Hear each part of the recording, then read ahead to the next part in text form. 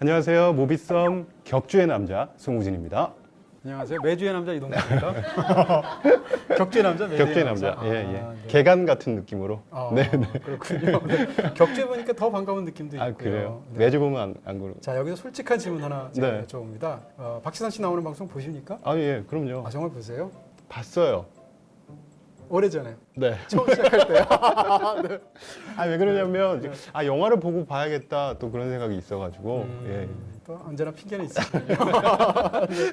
근데 그거 보시면 어떤 느낌이 있습니까? 갑자기 훅 들어오시네요. 그렇죠. 예. 저희 원래 대본이 없는 네. 방송이잖아요. 아, 저는 그 지선 씨 일단 말투가 너무 좋아요. 그 차분하게 이렇게 조곤조곤 말씀하시는 돈이 게, 많죠. 예, 예. 네. 되게 이렇게 귀에 잘 들리고, 없으면 씹어야 되는데 제가 왜 좀 칭찬을 하고 있죠? 되게 친절한 그 분이라는 게 말투에도 느껴져가지고. 그렇죠. 착한 네. 사람이라는 네. 기운이 옵니다. 네. 그리고 이제 우진 씨는 제가 방송을 보면 네. 스마트한 분이라는 느낌이 확 와요. 아, 그래요? 아, 저는 제 방송 모니터를 하고 왜 이렇게 표정이 저렇게 이렇게 다양할까? 너무 막 이렇게 표정이 너무 왔다 갔다 하는 것 같아가지고 너무 연기하시니까. 부담스럽더라고요. 제가 보기에도. 아니에요. 어디서 이제 그 요즘 또 이렇게 많이 SNS에 이렇게 속옷이 씨 팬들이 이렇게 올리는 그 네. 짤 이런 것들 네. 보시면 아 우리 방송에서 저분이 즐거우시구나 아, 이런 네. 생각이 들면서 아, 그러네요. 그렇죠. 진짜 즐거워서 하고 있으니까요. 그렇습니다. 오늘 더 즐거우실 것 같아요. 비틀스의 오늘은 또 네. 신작 다큐멘터리입니다. 비틀스 8 Days a Week라는 작품을 오늘 하게 되겠죠. 네. 네네. 사실 고백을 하자면 저는 그렇게 비틀즈 팬은 아니에요. 그 제가 음악을 듣기 시작할 무렵에는 이미 벌써 신화가 돼버린 과거 같은 느낌이 있어서 저도 마찬가지예요. 네. 저도 비틀스가 해산한 뒤 한참 뒤에 중고등학교를 다니게 됐기 때문에 네. 실제로 저희 때도 이미 옛날 밴드였었고 그렇지만 비틀스는 팝의 역사에서 이미 뭐라고 그럴까요? 그냥 말 그대로 클래식이 되고 그렇죠. 전설이 되고 또 교양이 되었어요. 음. 그런 면에서도 흥미가 있고 비틀스가 대단한 건 아직까지도 이들이 뭔가 새로운 영상이 나오고 새로운 라이브 앨범이 나오고 하면 아직도 차트 같은 데 굉장히 어우. 높게 진짜 엄청나죠. 자, 뭐 다큐멘터리에도 사실은 스토리가 있지 않습니까? 그렇죠. 네. 스토리를 또 그러면 이 네. 영화에 대해서 한번 말씀해 주시죠. 네. 네. 전 세계를 미치게 했던 1세대 아이돌 비틀즈. 1963년부터 1966년까지 4년 동안 무려 1,400회의 공연을 펼치며 일주일을 8일처럼 살았던 전설의 아티스트입니다. The Beatles. In one meteoric year, they've led the way from the cellars of Liverpool to the national limelight. 하지만 1966년 투어 공연을 돌연 중단하고 앨범 작업에만 몰두하기로 선언하는데요. It was just a circus. The music wasn't being heard. We all started to get pretty fed up.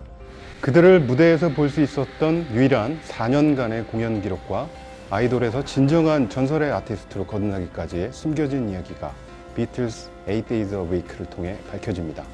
무비썸과 함께 비틀즈의 음악 그리고 1960년대의 추억 속에 빠져보시죠.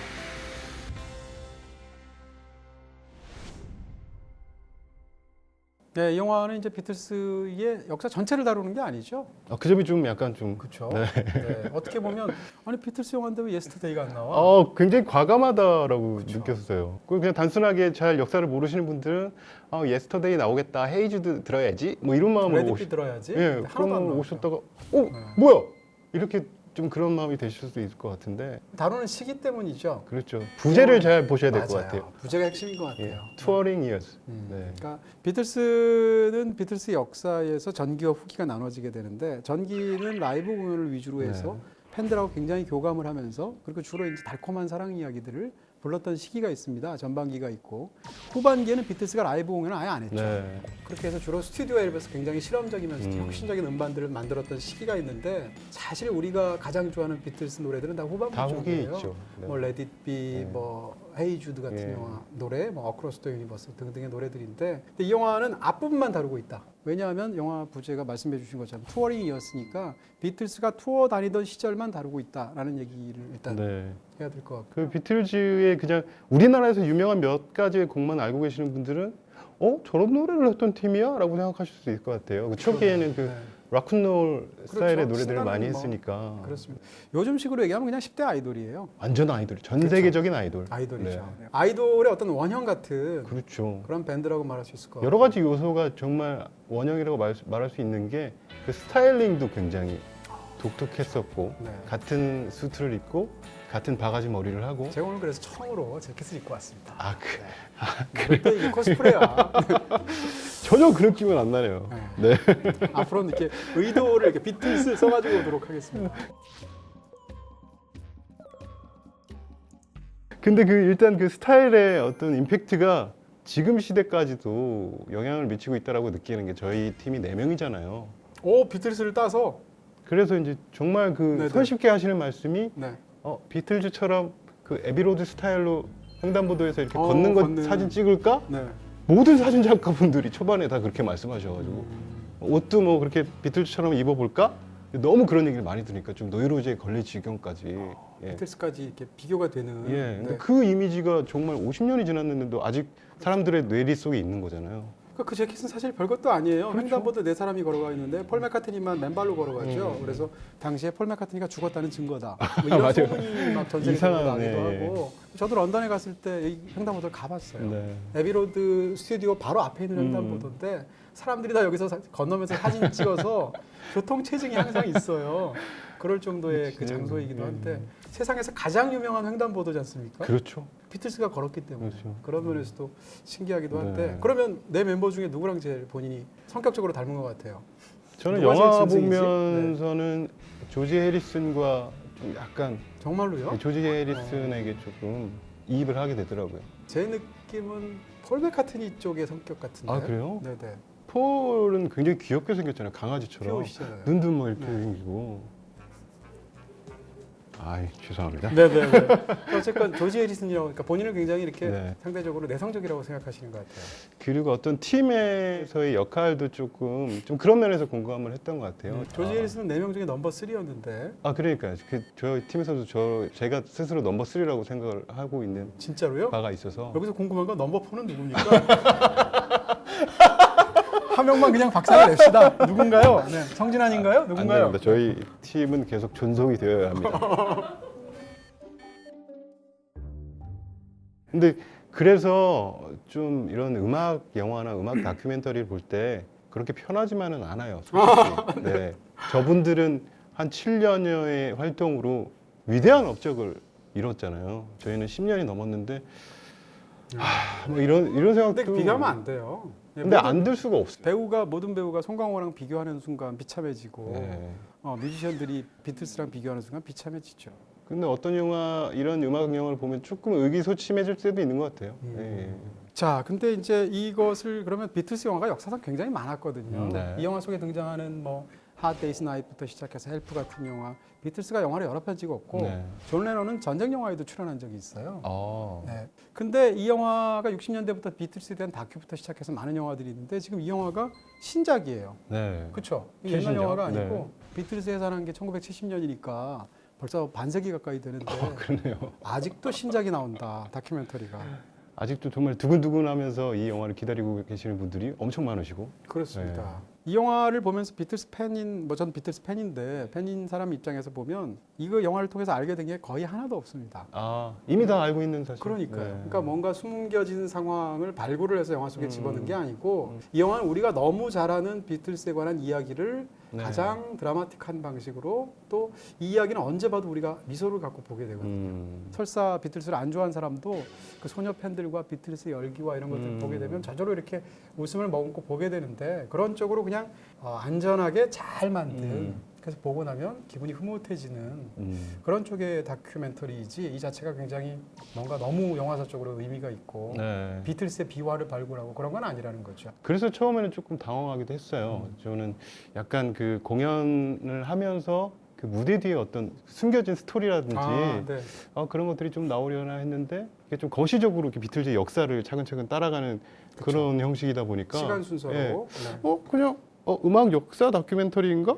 초반에는 좀 그런 생각도 들더라고요. 그렇습니다. 그래서 사실 이 영화는 보는 것도 굉장히 쉬워요. 비틀스에 대해서 잘 몰라도 시간 순서로 차근차근 네. 주제별로 다루고 있기 때문에 재밌게 보실 수 있다라는 거고 아까 말씀드린 것처럼 비틀스 안 좋아할 수도 있잖아요. 누군가 그렇죠. 모를 수도 있잖아요. 그리고 또 좀 저보다 나이가 어리신 분들은 잘 모르실 수 더 잘 충분히 모르실 그럴 수 수 있고. 있죠. 근데 비틀스는 아까 말씀드린 것처럼 대중문화에서 굉장히 중요한 그 자체로 교양이 됐어요. 네. 그리고 말 그대로 세계사적인 사건이었어요. 그렇죠. 단순히 네. 누구의 팬이다 아니다의 차원을 떠나서 그런 면에서 본다면 20세기에 특히 10대 문화라는 어떤 것들이 이전에는 없었거든요. 근데 그것이 2차 세계대전 이후에 50년대 중반부터 10대 문화라는 게 인류 역사상 처음으로 존재하게 된 거예요. 네.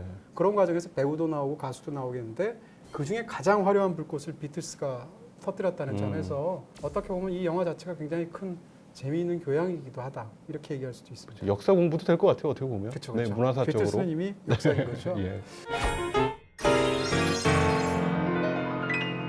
만든 감독이 론 하워드잖아요. 네. 론 하워드 영화 좋아하세요? 그 예전에 봤던 좋은 영화들이 이 감독이 찍은 게 많았었네. 또 새삼 또 알게 된 것도 대표적으로? 많았고.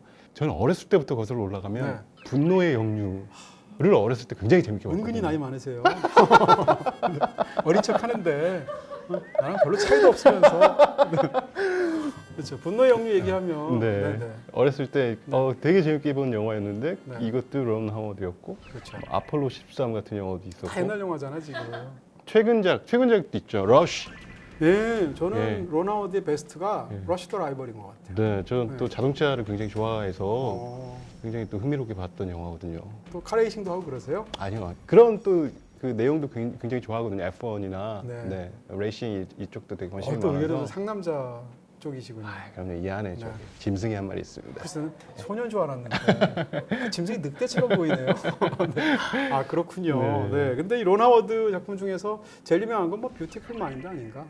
뷰티풀 마인드. 뷰티풀 예, 그렇죠. 러셀 크로우가 나왔었고 네. 또 이 작품상과 감독상을 받았거든요. 론 하워드 작품 중에 그 작품이 제일 유명하지 않나 그렇죠. 싶어서 론 하워드 하면 일단 그렇게 특색 있는 작품들을 많이 만드는 감독은 아닌데 제가 볼 때 감독으로 얘기하자면 론 하워드는 가장 할리우드적인 감독이에요. 메이저의 영화 감독 그렇습니다. 같은. 그리고 론 하워드의 강점은 두 가지인데 하나는 휴먼 드라마, 굉장히 감정적으로 진한 네. 휴먼 드라마고 또 하나는 스펙타클한 그 영상을 만들어내는 능력인데 이 두 가지를 결합해서 히트작이 너무 많죠. 네. 최근에 그 다빈치 코드 시리즈도 론 그렇죠. 하워드가 하고 있잖아요. 천사와 악마, 네. 다빈치 코드 이런 작품인데 근데 론 하워드가 이 작품을 그렇게 만들었어요.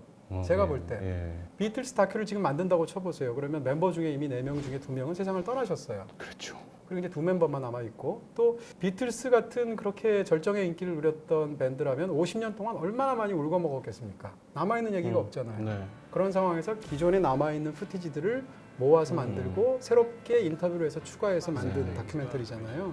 4 votes had to be carried for any idea to go through. We had each other, and we brought that to the music.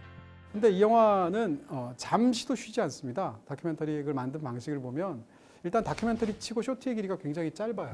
그래서 엄청나게 스피드하고 그 다음에 영화 속에서 등장하는 어떤 사진들이 나올 때도 사진을 그냥 안 보여주고 꼭 줌인시키거나 줌아웃시켜서 거기다 움직임을 주는 방식으로 네. 쓴다든지 그 다음에 소리로 들리는 인터뷰 소리와 눈으로 보는 영상을 서로 다르게 붙이기도 해요. 그렇게 아하. 해서 동시에 두 가지 정보를 한꺼번에 처리하는 거죠. 그래서 기본적으로 이 영화는 다루는 내용이 엄청 많고 그것을 빠르게 잘 정리해서 전달하려고 한다. 그렇게 볼 수 있을 것 같아요. 네, 이제 영화 속으로 깊숙이 들어가 보도록 하겠습니다. 네. 영화에서 이제 공연 장면이 굉장히 많이 나오잖아요. 많이 나오죠. 39곡이나 나오는데 그런 걸 쭉 보시면서 비틀스의 초기 공연들이 어떤 특색이 있었나 이런 거 좀 보셨나요? 지금으로 생각해도 굉장히 유니크한 밴드다라는 어, 건 확실한 것 같아요. 네네.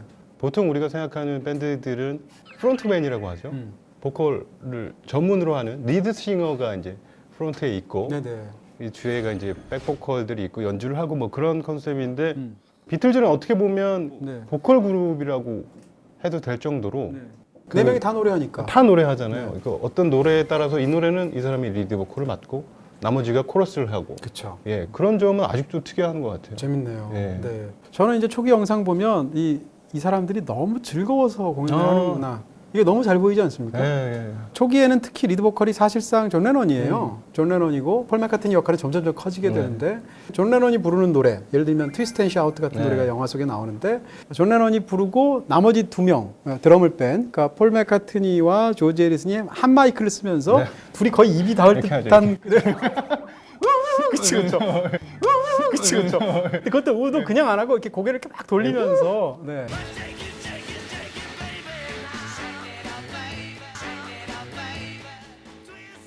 진짜 막 우리 좀 너무 신나. 그렇죠, 그 그렇죠. 느낌이 확 나니까. 그게 너무 그대로 느껴지고 이 사람들의 쇼맨십 예. 이런 것들이 영화 속에서 굉장히 흥미롭게. 그러니까 굉장히 그 시절은 좀 치기 어린 그런 시절이기 이기도 하잖아요. 그럼에도 불구하고 굉장히 계산되어 있는 것 같다는 생각도 들었고 그렇죠. 그 당시에는 그렇게 음향 시스템이 좋지도 않았을 거고 그렇죠. 어떤 본능에 의해서 움직이는 것 같이 보이지만 실제로는 그 철저하게. 이후 그 물 밑에서는 굉장히 치열하게 연습을 했겠구나. 그렇습니다. 어떻게 보면 이 사람들은 자기들이 동네 친구들끼리 만든 밴드잖아요. 그렇게 해서 어마어마한 그런 위대한 족적을 남겼지만 여기 영화에도 굉장히 나오는 브라이언 앱스타인이라는 매니저가 아, 네. 철저하게 기획해서 만든 느낌이 있죠. 그렇죠. 바가지 머리라든지 양복이라든지 이런 건데 이게 굉장히 이제 아이러니한 측면이 있습니다. 비틀스의 최대 라이벌하면 롤링스톤스잖아요. 롤링스톤스는 중류층 이상의 멤버들이에요. 그리고 다 대부분이 가방끈이 깁니다. 네. 근데 등장했을 때의 모습은 비틀스랑 정달리 거칠고 야성적이고 뭔가 좀 약간 하류에서 놀 것 같고 이런 쪽의 음악을 했죠.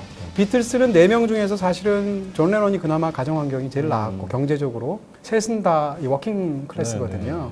이 사람들은 오히려 양복으로 딱 정장을 하고 깔끔하고 댄디하게 나왔다는 건데 그런 것 자체가 사실은 이 매니저가 만든 거거든요. 그렇게 해서 이 멋진 비틀스의 어떤 역할을 만들어내는데 그런 게 어떻게 보면 팝 음악사의 벽설 같은 거이기도 해요.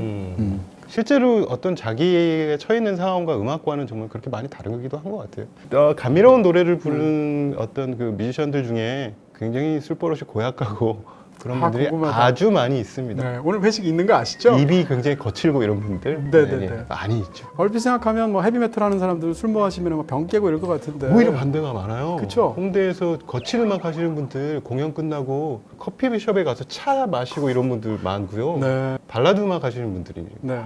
야한 농담 막 그런 분들 많고. 궁금하다. 예. 네, 네. 이따 꼭 얘기를 해주시면. 네. 참 재밌어요. 자기와 어떻게 보면 그 다른 지점을 꿈꾸는 거구나. 사람은 또 그런 생각도 들고. 이 영화에서 또 하나 재밌는 건 이제 인터뷰죠. 이게 옛날 영화가 아니고 요즘 만든 다큐멘터리잖아요. 유명한 분들 인터뷰도 굉장히 많이 나오고. 쟁쟁하죠. 뭐 우피 골드버그. 시고니 위버. 그렇죠. 그다음에 그 러브 액츄얼리 만들었던 감독. 네. 리처드 커티스 같은 감독도 나오고 그 중에서 혹시 인상적이었던 뭐 말 같은 거 제일 기억나세요? 기억 남는 거는 그 우피 골드버그가 정말 해맑게 그쵸. 그 슈어 스타디움 갔을 때 맞아요. 추억을 얘기할 때가 그 부풀었던 마음을 이렇게 얘기하는 맞아요. 것 같아서. 시거니 위버드 곡 중에서 보면 15,000명 정도 모이는 공연장에서 비틀스가 공연할 때 거길 갔었다는 거예요. 근데 시거니 위버가 그날 머리를 맥주로 염색을 하고 갔다는 거죠. 왜 그랬느냐? 15,000명의 소녀가 있으니까 자기가 안 보일 거 아니에요, 비틀스가. 그러니까 혹시 저 소녀는 머리 색깔이 다르면 알아봐 달라고. 그 마음이 너무 귀엽잖아요. 그러니까. 더군다나 나중에 그 소녀는 그로부터 30년 뒤에 에이런 입을 찍고 막 이런 여잔데 그 30년 전에는 그런 풋풋함으로 저는 마이클 잭슨 생각도 났어요. 어린 시절에 어떤 그 공연장에서 막 혼절하는 이미지가 그 마이클 잭슨 공연 실황 이런 데 보면 항상 있어서 그 이미지가 강렬하게 남아 있어서. 뭐, 스위스로는 기절하는 경우 없나요?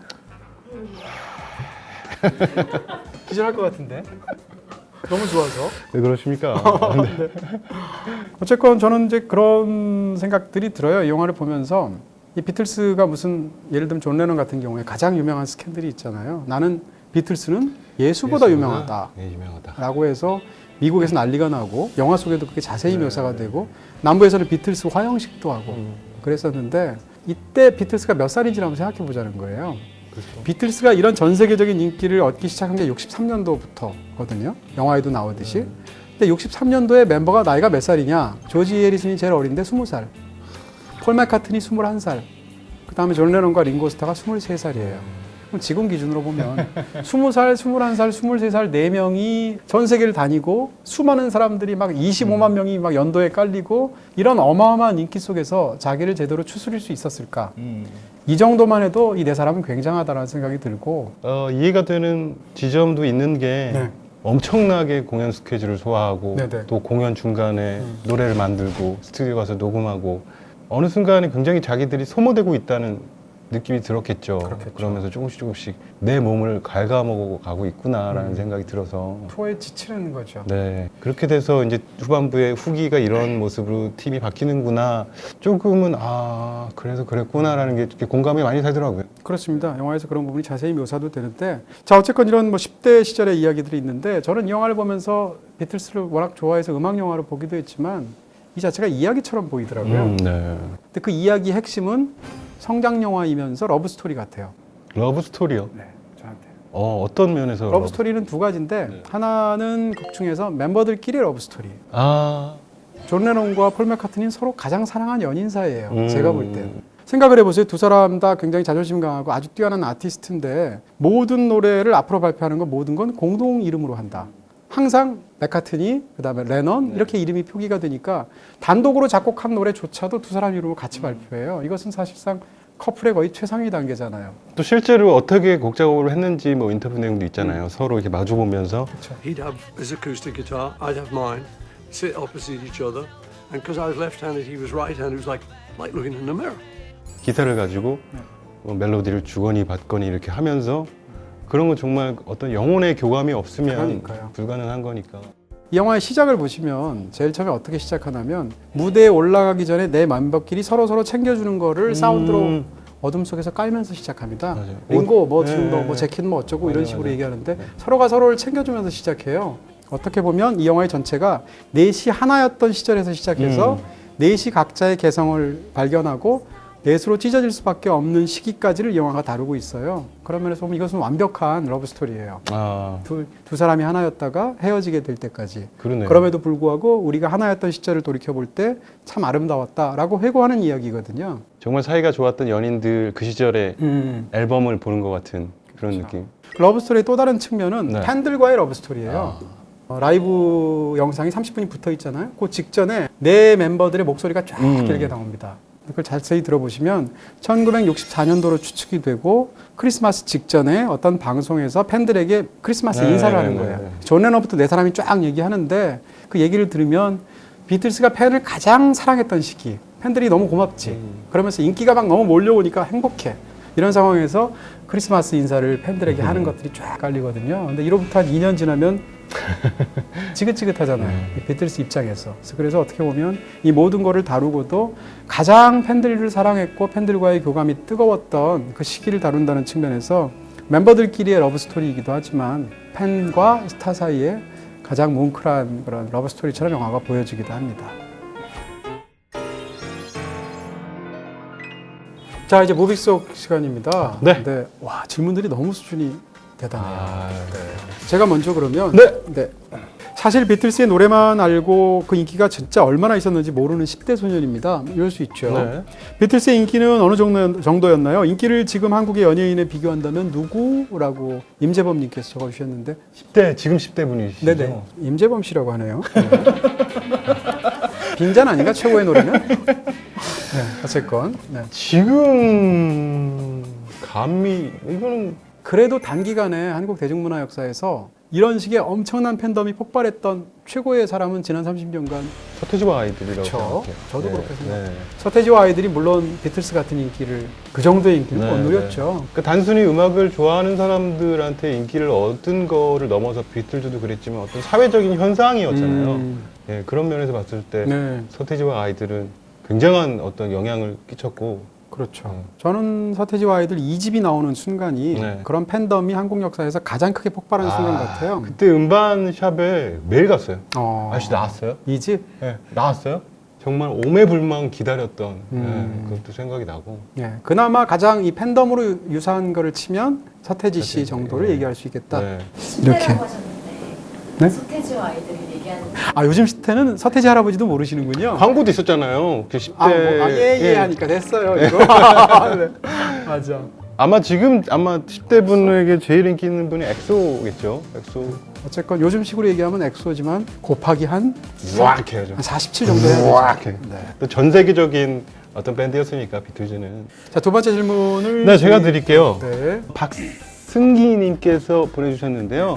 올해 개봉한 Hard Day's Night과 이 영화가 어떤 차이가 있나요? 네. Hard Day's Night은 64년도에 나온 작품인데 이 작품이 비틀스에 관한 작품으로도 유명하지만 영화 역사에서도 굉장히 유명한 작품이에요. 아, 그래요? 그러니까 그 당시에 이제 막 50년대 말부터 해서 시네마 베리테라는 어떤 특정한 조류가 굉장히 주목받았는데 이 당시의 뮤지션을 상대로 시네마 베리테적인 방식으로 촬영을 해서 이 작품이 굉장히 유명한 작품이고요. 페너 베이커의 작품인데 또 한 가지는 Hard Day's Night은 어쨌건 극영화입니다. 네. 그러니까 다큐멘터리가 아니고 비틀스의 팬덤 자체를 가지고 비틀스가 자기 자신을 연기한 영화예요. 그런 면에서 극영화다라고 말할 수 있고 이 영화는 다큐멘터리죠. 그렇죠. 그래서 그런 또 큰 차이가 있다. 이렇게 보시면 될 것 같습니다. 네. 그다음에 론 하워드 감독의 비틀스 다큐라니 정말 기대가 되는데요. 우진님이 비틀스의 가장 찬란했던 시기는 언제라고 생각하십니까? 라고 노이송님께서 이 영화를 보면서 또 다시 한번 느꼈던 거는 그 초기에 정말 절친했던 그 풋풋했던 시기가 정말 그들한테는 행복했던 시기가 아닐까 그런 생각이 들고요. 네. 특히나 처음 이제 미국에 진출하고 그랬던 시기가 네네네. 어떻게 보면 제일 기분 좋고 그랬던 시기가 아니었을까. 예. 그렇습니다. 그 당시 뭐 인터뷰도 물론 영화에 나오지만 자기들도 이런 이 정도로 될 때까지는 기대를 못 하는 거잖아요. Why do they scream? I don't know. I couldn't tell you. 어안이 벙벙하면서도 와 우리 노래가 우리 노래로 막 이런 표정들이 막 보이니까 아마 그냥 한 인간으로 보면 그 시절이 제일 그렇겠네요. 찬란하고 행복하지 않았을까. 자, 그다음 거를 또 해보도록 하겠습니다. 저번에 폴 맥카트니가 내한했을 때 동진님이 공연에 가셨을 텐데 공연이 어떠셨나요? 폴 맥카트니 공연을 갔는데 공연 보러 가는 걸 좋아하고요. 갔는데 비쌌잖아요. 근데 비싼 게 문제가 아니고 예매가 잘 안 돼서 네, 또 워낙 한번 조기에 취소되고 다시 그렇죠. 했었잖아요. 네. 맞아요. 네. 그 병 때문에 네. 취소되고 뭐 이랬었는데 뭐 제 일생일 때 굉장히 좋은 네. 공연이었고 제가 가장 놀랐던 거는 뭔가 하면 저분은 70대인데도 아직도 사랑받는 법을 알고 계시는구나. 할아버지 중에 뭐 엄청난 할아버지잖아요. 그렇죠. 근데 그 할아버지가 대중과 한국 팬들하고 교감하면서 막 한국말 섞어가면서 중간에 노래해가면서 마이크 심지어는 안 올라갈 때 넘겨주면서 공연을 하는데 그 사람이 진짜로 한 20살 때 폴 맥카트니처럼 보이는 거예요. 네. 그 귀여운 모습이. 네. 그래서 정말 대단하다. 네. 아티스트로서도 훌륭하지만 그 생각이 들었고요. 이렇게 내한 공연하는 분들 중에 좀 약간 좀 정없이 하시는 분들도 있거든요. 1시간 20분. 딱 말 한마디 안 하고. 예, 딱 하고 딱 가. 뭐 그런 팀들도 있는데. 그렇죠. 스위스로는 안 그러죠. 아유, 저희는 팬들 하나하나 눈 아유, 맞춰 가면서 그럼요. 그냥. 네. 원하시면 계속 해야죠. 그렇죠. 네. 자, 그런 얘기를 또 할 수 있을 것 네. 같아요. 자, 파트 3 이제 마지막입니다. 여기도 스포일러가 있나요? 네. 뭐 근데 비틀즈에 대해서 전혀 모르시는 분들은 존 레논이 죽었다라고 말하면 스포일러가 되는 건가요? 아예 정말 정보가 없으시면 네네. 그 후반부의 내용이 조금 그렇게 느끼실 수도 있을 것 같아요. 자, 어쨌건 스포일러 경고하기 전에는 최대한 이야기를 해보고 네. 이 후반부에 대해서는 잠시 후에 말씀드리는 걸로 하겠습니다. 비틀스 노래 허다한 명곡 중에 뭘 제일 좋아하세요? 궁금하다. 워낙 많으니까요. 너무 많죠. 네. 한두 곡만 꼽아보시면. The Long and Winding Road 그 노래도 굉장히 좋아하고요. 그게 아마 비틀스 마지막 넘버원 곡일 네, 겁니다. 네. 뭐 Here Comes the Sun 뭐 이런 노래도 좋아하고 주로 서정적인 노래 좋아하시는군요. 그러네요. 그렇죠. 네, 네. 네.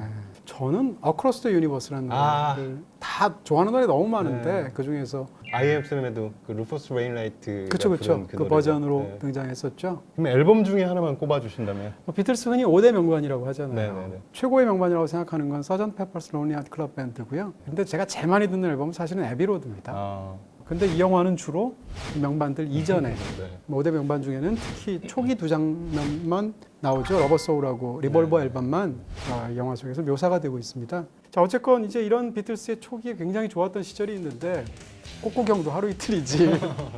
팬들이 보고 막 이러는 것도 처음에는 신기하고 와 엄마 나 이렇게 떴어 이렇게 말하고 싶지만 이거를 계속하고 5만 명씩 놓고 5만 명을 놓으면 관객이 안 보일 거 아니겠어요. 그럼 뭐 열악한 환경에서 또 공연하면서 막 모니터도 안 되고 우리가 지금 뭘 하고 있지만 그런 생각도 들었을 것 같고. 그럴 것 같아요. 그 공연을 생각하면 저는 사실 음악을 전혀 모르지만 일단 인이어 이어폰도 없고 네, 아무것도 없죠. 현장에 모니터도 없고 그럼 일단 소리가 함성을 그렇게 지르면 안 들립니다. 자기 소리도 안 들리고 옆 사람의 연주 소리가 안 들려요. 근데 그런 상황에서 이제 이 영화에서 잠깐 묘사가 되고 있지만 링고스타가 뒤에서 드럼을 치는데 앞에서 치는 기타 소리, 노래 소리가 하나도 안 들렸대요. 근데 어떻게 할 것이냐? 두 사람의 엉덩이하고 뒷모습만 봤죠. 그러니까 박자를 맞춰서 몸을 움직이잖아요. 그럼 그 박자에 맞춰서 드럼을 쳤다는 거예요. 그러니까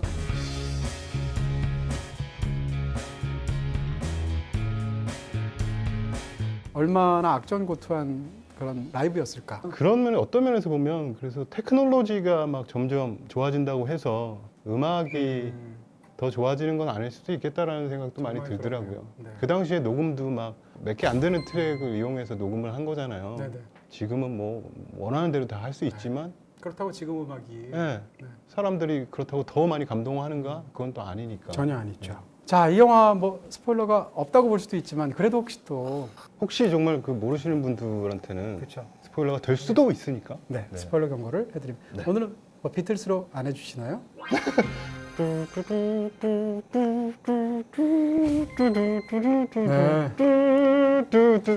러브 이거잖아. 목소리 이렇게 낮게 나오는 거야. 높게 하려고 그래서 순간적으로 자신이 없어서 가수 앞이라서. 아, 네. 맞습니다.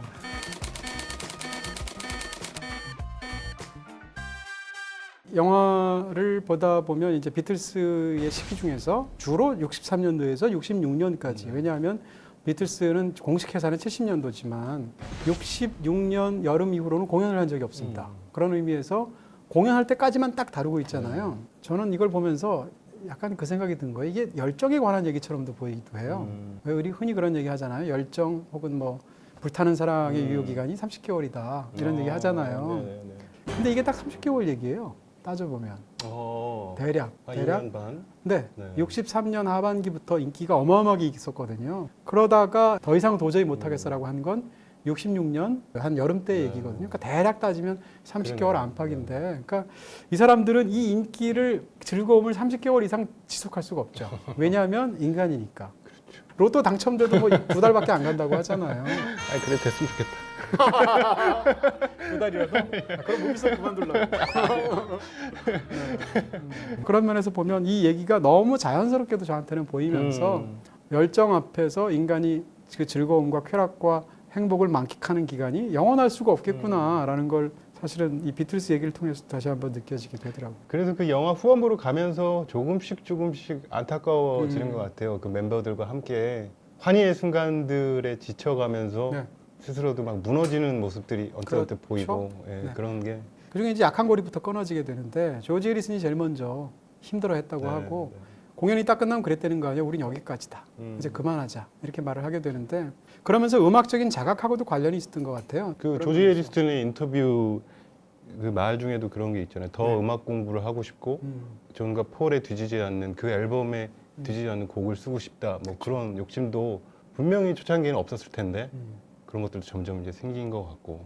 조지 해리슨을 생각해도 그렇고 링고스타는 상대적으로 음악으로 제일 약하잖아요. 그렇죠. 아무래도. 그랬을 때 느꼈던 상대적인 박탈감.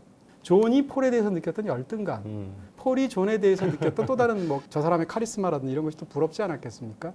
이런 식의 그 네 명의 드라마가 사실은 이 영화가 끝날 무렵에는 문제가 되기 시작하는 거죠. 이 넷이 각자의 개성이 드러나는 순간 이제 밴드는 완전히 달라질 수밖에 없었다. 이런 걸 영화 하반기에서 보여주죠. 그 지점에서 영화가 딱 멈추는 게 참 굉장히 과감하다 싶기도 그렇죠. 하고 어떻게 보면 그 후반기 얘기가 더 드라마틱하고 갈등 요소도 많고 맞습니다.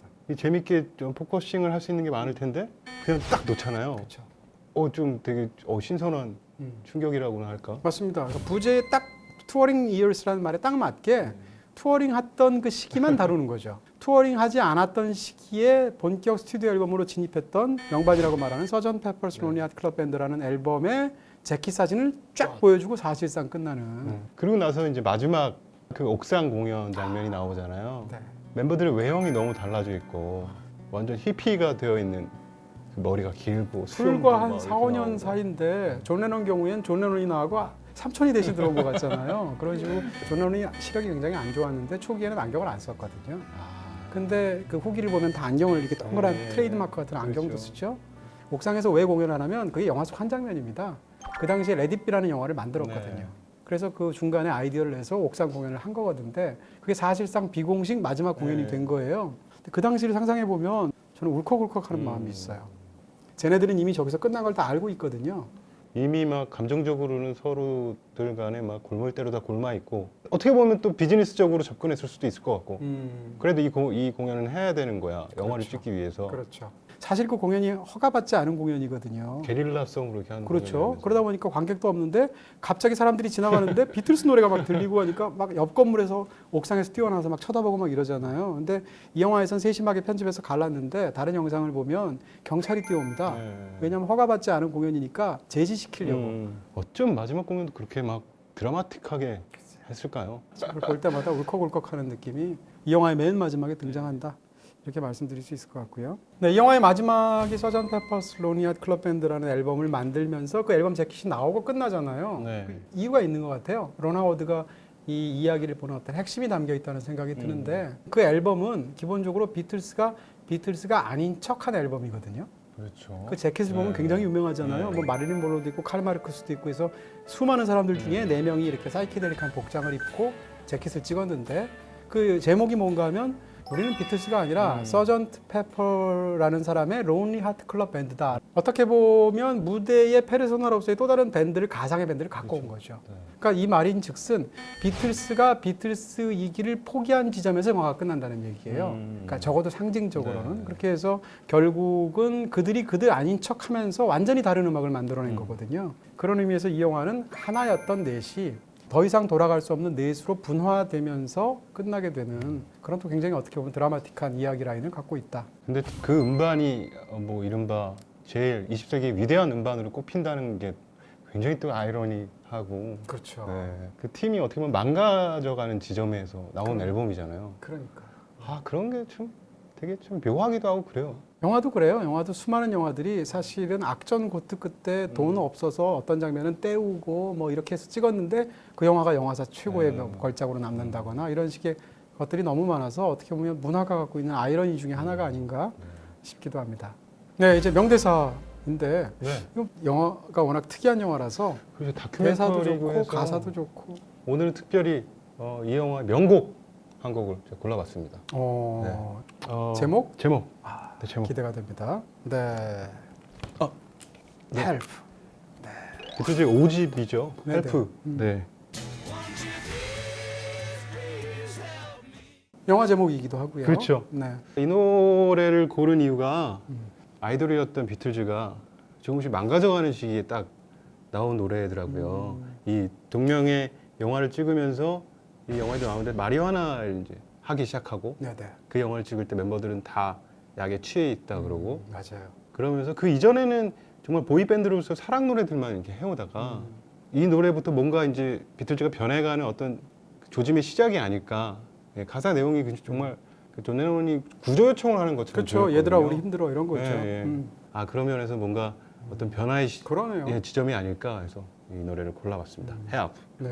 근데 저는 이렇게 들고 계신 거 보니까 비틀스처럼 안 보이고 네. 캐스터웨이의 탐 행크스처럼 보여요. 윌슨 어딨어? 배구공 윌슨. 네, 네. 근데 존 레논 멤버들은 좀 그런 마음이었던 것 같아요. 좀 누군가에게 지금 여기서 그렇죠. 나를 구해달라는. 어떻게 보면 해산의 신호가 이때부터 이미 시작되었다. 영화뿐만 아니고 비틀즈의 역사를 통해서도 좀 중요한 노래지 않을까. 네, 그래서 골라봤습니다. 아유 뭐 훌륭하십니다. 아 이제 이 영화의 별점을 공개해줄 시간인데요. 네, 사실 다큐멘터리 별점 매기는 게 쉽지가 않습니다. 더 그런 느낌이 있고요. 네. 자, 비틀스 8 Days a Week 이 영화의 별점은 3개입니다. 3개. 네, 안정적인 영화이고요. 네. 별점과 관계없는 영화예요, 사실은. 그래서 이 음. 영화는 기대하시는 그것을 바로 영화에서 얻으실 수 있는 작품이라서 영화를 보러 가시면 좋겠고요. 8 Days a Week라는 노래가 뭐 비틀스의 노래 제목이기도 하고 네. 그 가사를 읽어보면 그게 사실상 일주일에 난 당신을 8일 동안 사랑한다는 얘기입니다. 너무 그러니까 역설적으로 사랑한다. 예. 하루가 더 있어도 그날까지도 사랑한다는 얘기인데 이 영화가 제가 아까 약간 그 자체로 팬들과의 러브 스토리라고 말씀드렸잖아요. 그래서 그런 마음이 담겨 있는 것을 제목으로 뽑은 것 같아요. 그래서 아마 이 비틀스 이야기를 보는 론 하워드의 관을 보여주는 제목이 아닌가 네. 싶기도 하고요. 죄송하지만 먼 길 오셨는데 네, 오늘은 그냥 예, 돌아가시면 되겠습니다. 스쳐가는 것으로. 네네. 네. 자 이렇게 10편의 작품들 그다음 오늘 비틀스 8 Days a Week까지 소개해드렸습니다. 자, 수고 많으셨고요. 네. 저희- 오늘 저기 또 비틀즈 팬으로서의 이동진 씨의 어떤 네네. 풍성한 학식을 아, 느낄 수 있는 그런 시간이지 않았나. 아니 뭐 워낙 좋아하기 때문에 네. 다음에 제가 또 언젠가 자리 마련해 주시면 스위스로에 대해서 또 이렇게 한번 쫙 썰을 한번 또 풀어보도록 하겠습니다. 그런 일은 없겠죠? 스위스로의 넘버 3는 송호진입니다. 이런 식으로 감사합니다. 수고 많으셨습니다. 수고하셨습니다.